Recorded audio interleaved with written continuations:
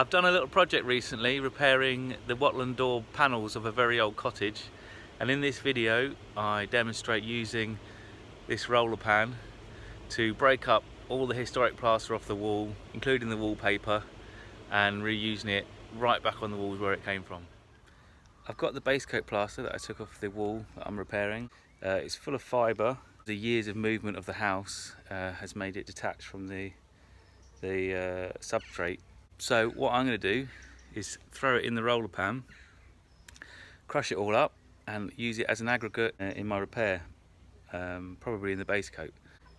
It should be really, really nice.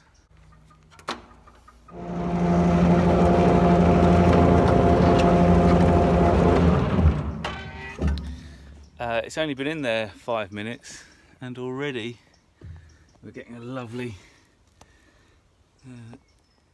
aggregate. Really nice and packed full of the hair, which it's funny because that could, if it is the original base coat, which some of it might be because it was up in the top room, and it was different to what was in the bottom room. It looked a lot older. But some of this fibre and hair could be from animals from like, well, the house is built in the 1600s, so it's like 300 years old hair, which is pretty cool.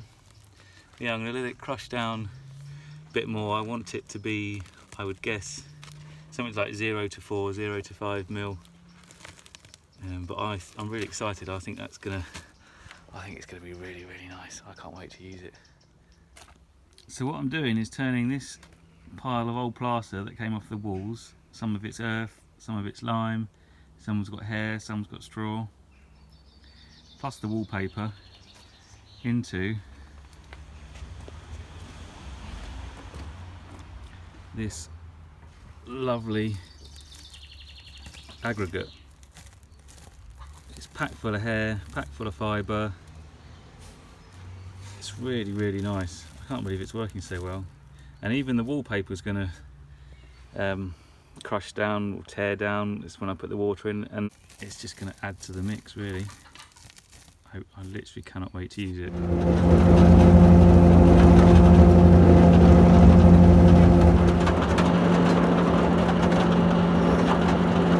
Just having a cup of tea now while the mixer does its stuff. As you can see, I won the award for best ad ever last year. So in 1 hour, which has been 10 minutes loading the mixer, 40 minutes having a lie down, and 10 minutes unloading the mixer, I've turned a load of this into 10 tubs of this lovely fibrous aggregate. And what's surprising is you can't see it, without even wetting it, the newspaper is completely shredded. And then when it's wet, I've wetted some and it looks like this, so there's obviously quite a bit of clay in there already, so I'm sure it will stick as it is, but I'm gonna stick that to the wall, let it dry, and that will give me an idea of how much more clay I think I need to add. Here it is after it's been whisked up with some water, and it seems so sticky that I think I'm just going to use it as it is and see what happens. So let's put it on the wall. So here goes. See what it's like.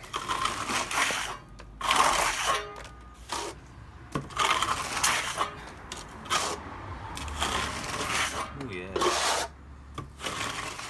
Oh, that is sticky.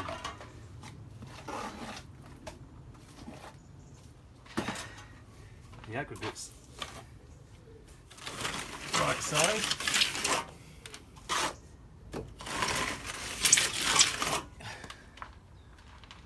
Lovely.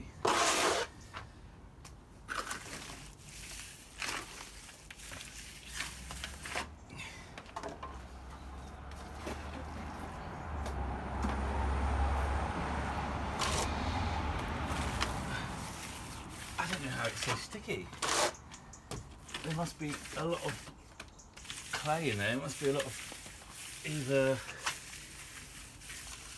lime stabilised earth or a lot of uncarbonated lime in the lime. There was definitely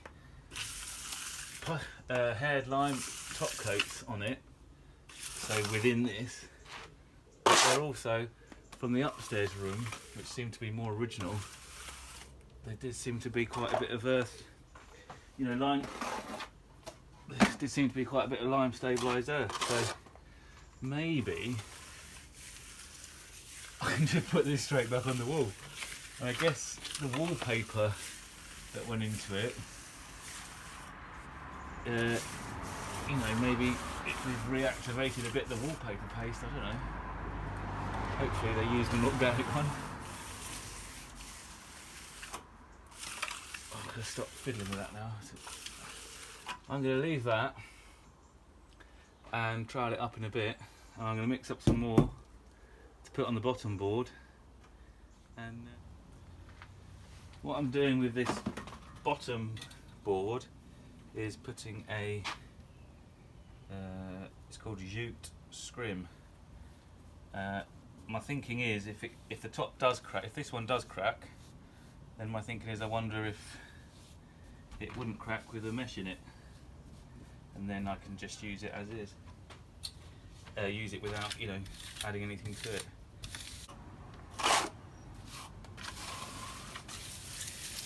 See how those dry. Here's my sample boards. They've both worked really well.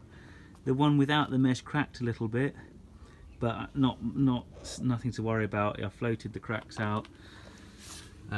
It's quite smooth at the moment, but for the actual wall, I will I'll put a key in it or rough it up a little bit. It's packed full of fibre. It was really sticky and lovely to use.